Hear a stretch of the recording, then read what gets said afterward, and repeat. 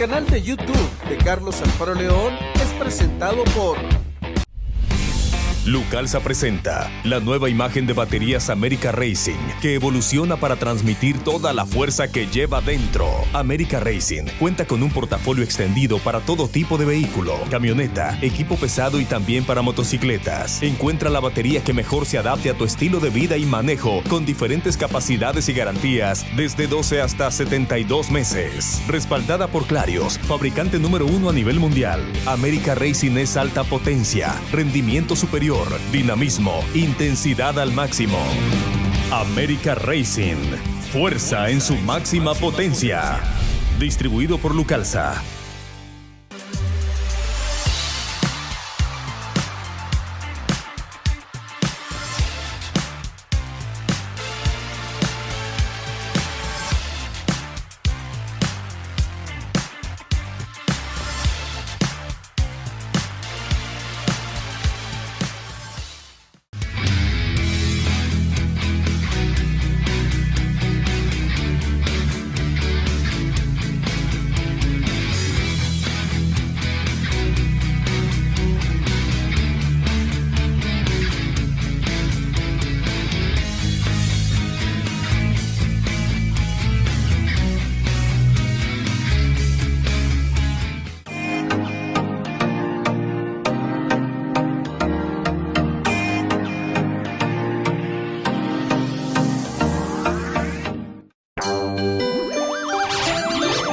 Suerte la que tengo yo de haber visto la luz en pleno amanecer.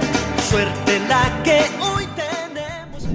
¿Qué tal, amigos? Les saluda Carlos Alfaro León. Bienvenidos a otra entrega que hacemos en su canal de YouTube, que llega a ustedes por cortesía de la empresa nicaragüense de electricidad Enel, generando energía limpia a través de sus plantas hidroeléctricas La Reinaga, Carlos Fonseca y Centroamérica. Enel es la empresa líder en la generación hidroeléctrica en el país. Si usted va a soldar, hágalo con Lincoln Electric, la soldadura de los nicaragüenses, distribuida por Casa McGregor. Y recuerden visitar siempre Ferretería Romo en Carretera Norte, en Monseñor Lejano y en Altamira. Ellos son distribuidores de fábrica, autorizados de fábrica de la marca Trooper, además la marca Avtec, la marca Yala y por supuesto todo lo relacionado a la marca Romo. Un saludo para el buen amigo Eduardo Morales, don Roberto Morales, Álvaro, su papá don Álvaro, doña Patricia Morales, siempre están en sintonía de todo lo que presentamos en el canal de YouTube de Carlos Alfaro León. Recuerden jugar Lotería Nacional,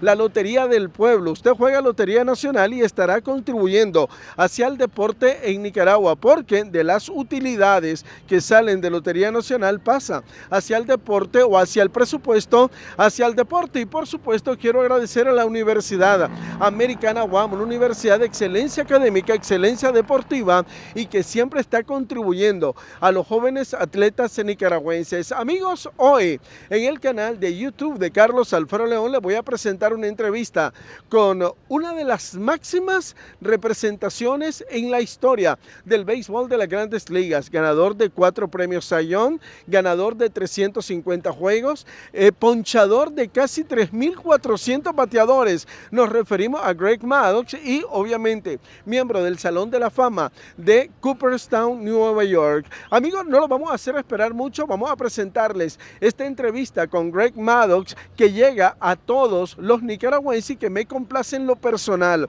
haber entrevistado a esta leyenda del juego, Greg Maddux. La entrevista llega a ustedes por cortesía de Enimosa. Usted anda buscando la mejor motocicleta Honda, la encuentra en Enimosa. Aquí está Maddux hablando para el canal de YouTube de Carlos Alfaro León.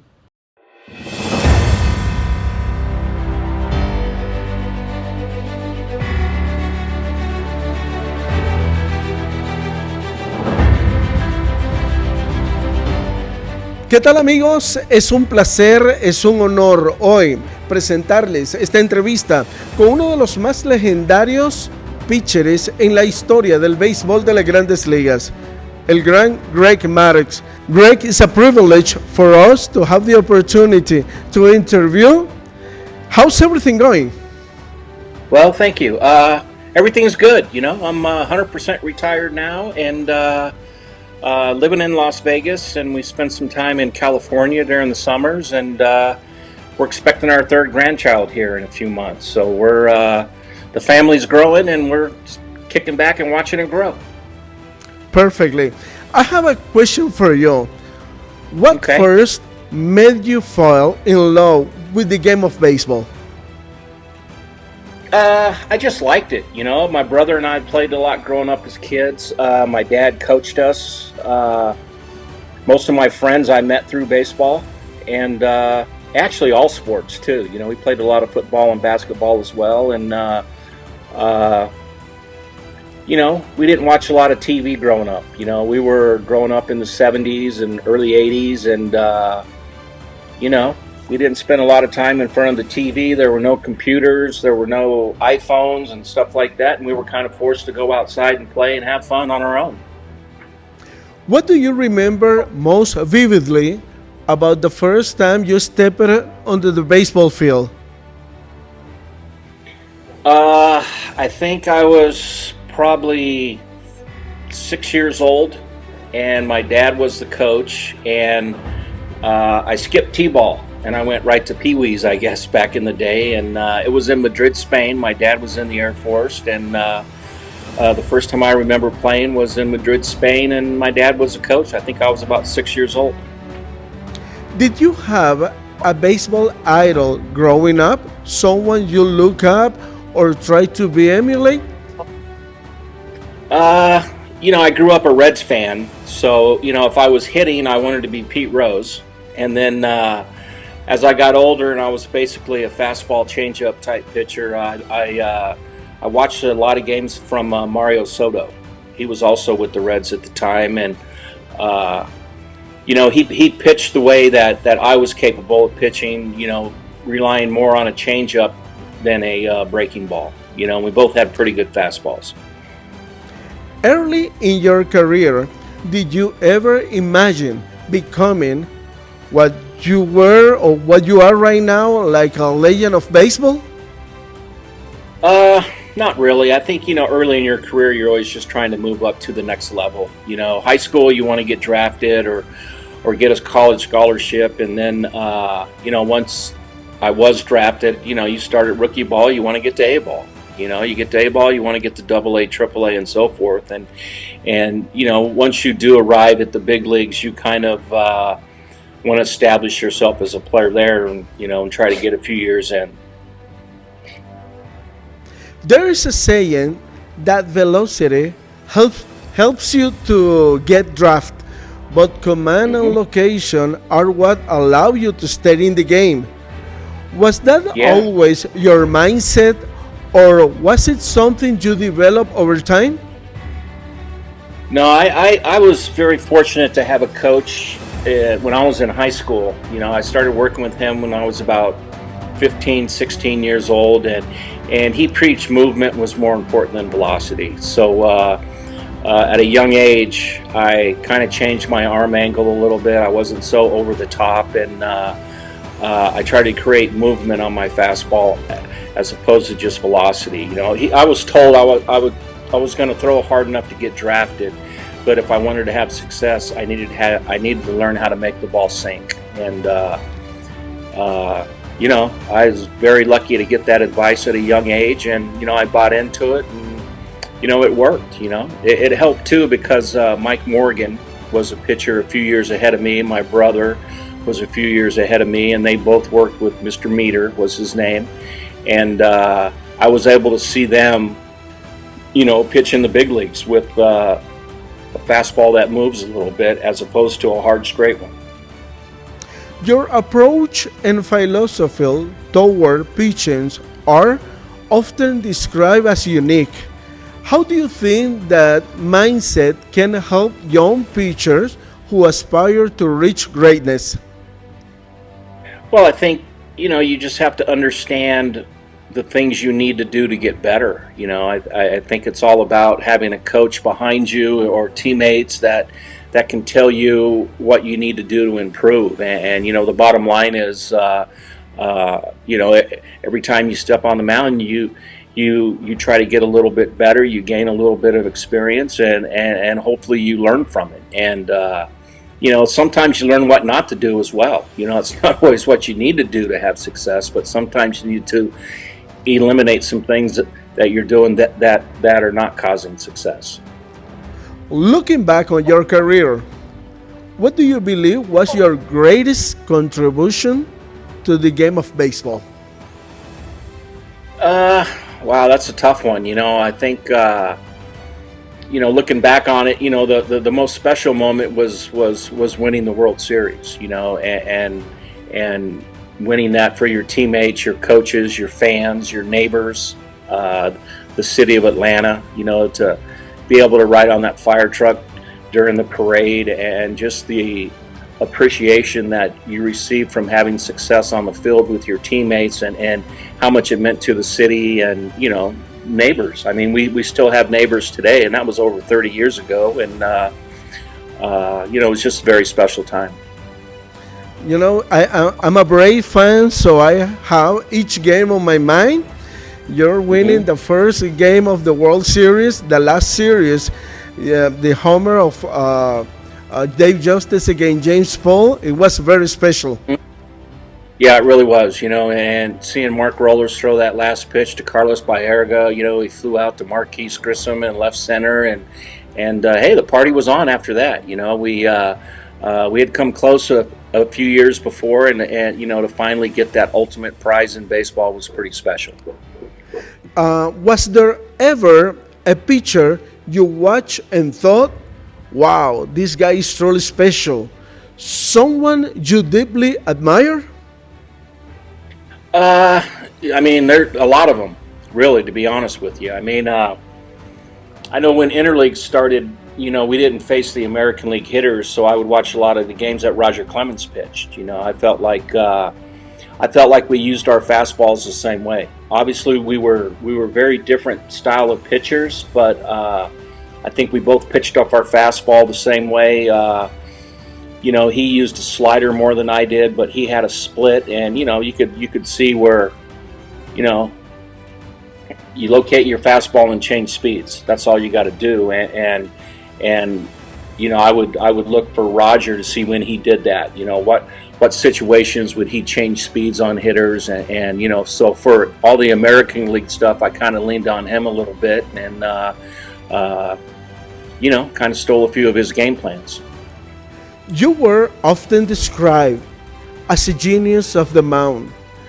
Yet even great pitchers face hitters who force them to think carefully about every pitch. Were there center batters who consistently or challenge you in that way? Yeah, I think you're always trying. You control your pitch selection and how you throw the pitch, and obviously you look for hints the hitter might give you on what pitch to throw next. You watch the hitters, and are they trying to go to right center? Are they trying to pull you? Do you feel like they're looking off speed? And you try to adjust accordingly. And it's basically just common sense. If the hitter does it, on the first pitch, he's probably going to do it on the second pitch. And then you look for two strike approaches. What hitters change their approach with two strikes, and you just kind of play the odds. If a hitter is more likely to do certain things with two strikes than he is before two strikes, you try to pitch accordingly. Who was more difficult for Greg Maddux, Barry Bonds or Tony Gwynn? Well, I mean, obviously Tony Gwynn, because you had to pitch to him. Barry was easy because you just walk him. I mean, if it mattered, you just give him, you walk him. And Barry was hands down the best hitter in the game during our era. There was no question about it. I think Tony Gwynn was probably the purest hitter in the game, but there's a you don't lose games on singles. If you keep the ball in front of the outfield better than the guy you're facing, you're going to win, pure and simple. And Tony Gwynn, you're able to hold him to a single pretty easily, whereas Barry Bonds was a whole new beast when you tried to screw around with him. Greg Maddux won 355 games and struck out nearly 3,000 400 batters. If you have to credit one key factor or a pitching alley that helped you to achieve those numbers, what will it be? Mostly just health. I think I was very fortunate to stay off of the DL for the majority of my career, and I was able to put up over 200 innings most of the time, and I think when if you pitch 200 innings for 10, 15 years, those numbers are going to start to add up. I really wasn't a strikeout pitcher. I very rarely tried to strike guys out. I was more concerned with keeping the ball in front of the outfield than more so than anything else. And over time, those numbers start to add up. You had a start against Toronto, and you struck out, I think, like 14 batters. That was one of very special starts that you had. Yeah, it was. I mean, it was one of those things. That's when Interleague just came into the game, and the hitters never saw me before. And it's a pretty big advantage for the pitcher the first 4 or 5 at bats. I think after 4 or 5 at bats, the hitter starts to get a better idea about how to hit off you. And I caught him at the right time, and A university in Texas once conducted a study ranking the greatest pitcher in baseball history, placing Christy Mathewson at the top. Many historians describe Christy Mathewson as the great MADDUX of this era. Have you read or heard something about Christy Mathewson before? Well, I've seen his numbers. When you look at the all-time greats, he's up there, and we played at different eras. There's not hardly any video of him. There's just pictures, so you're not able to actually see him throw. But very aware of who he was and what he accomplished, and it's always nice to be compared to the pitchers of the past and the future. Is there any batter, past or present, whom you would have liked to face him? I enjoyed facing the pitchers. They were at least likely to get a hit off me back in the day. So I wanted to get guys out. I think it would be, today's game. Aaron Judd, comes to mind. Ohtani comes to mind. You always want to see how you match up with the best. Do I want to face them in the right situation? Maybe, but they're the last guys you want to face with the bases loaded, obviously. So, I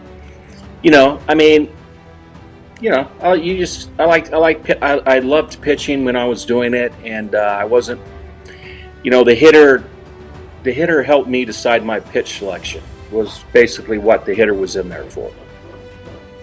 You are widely regarded as one of the greatest pitchers in baseball history, a living legend. Have you come to terms with those labels, or do they still make you a little bit uncomfortable? They're nice compliments. It doesn't define me. Right now I get up in the morning, I play golf, and I spend time with my grandkids and my kids, and I'm more of a dad and a granddad right now. You don't really think about, your place in history in baseball a whole lot. You hear comparisons every now and then, but, I am who I am. I know what I like, and, I enjoy living in Vegas. I enjoy playing golf in the mornings and watching Netflix in the afternoons right now, and spending time with my grandkids. In a Game 7 of a World Series, with everyone in their prime, who gets the ball to start? Greg Maddux, Pedro Martinez, Randy Johnson, or Roger Clemens? Who is your choice? There's really not a bad choice. For me personally, I always thought Clemens was probably the more complete pitcher. I think Pedro was very dominating, had a dominating changeup. Randy Johnson had an unhittable slider, He threw fastballs. He pitched righties.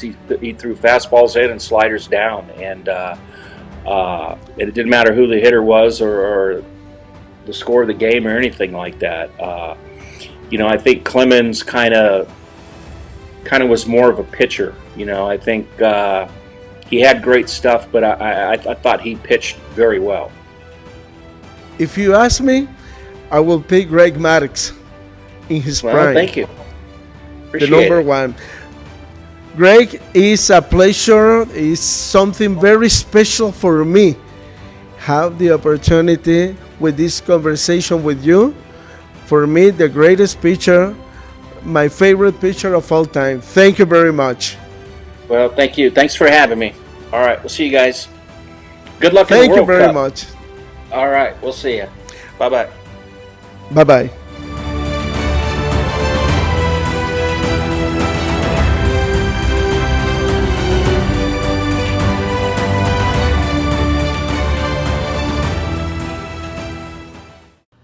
Bien amigos, era lo que queríamos presentarles a todos ustedes de esta leyenda del béisbol, Greg Maddux. Recuerden todos, hay que darle clic a suscribirse, clic a la campanita para que cuando subamos un nuevo video, usted sea el primer gran conocedor de la información deportiva nacional e internacional, solo aquí en el canal de YouTube de Carlos Alfaro León. Pásenla bien, hasta la próxima.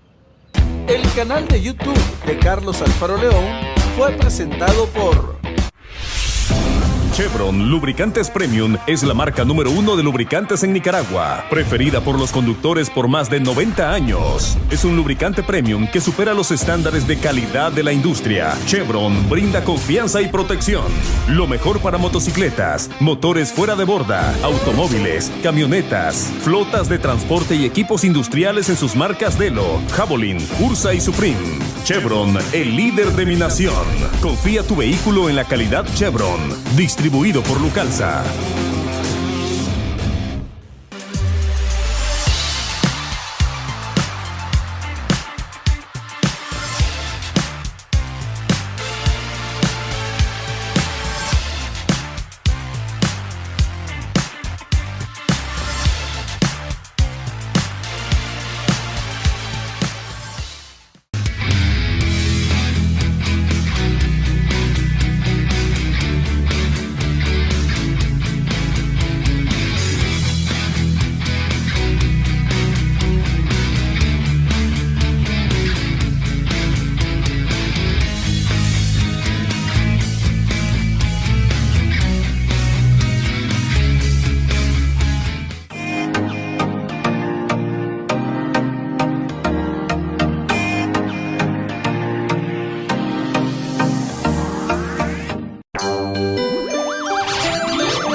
Suerte la que tengo yo de haber visto la luz en pleno amanecer.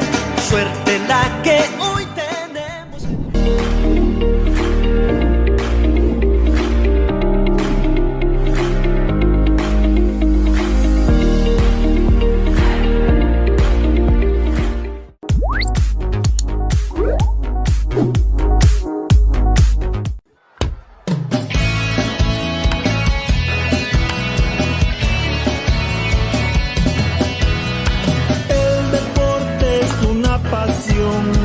El boxeo, el béisbol,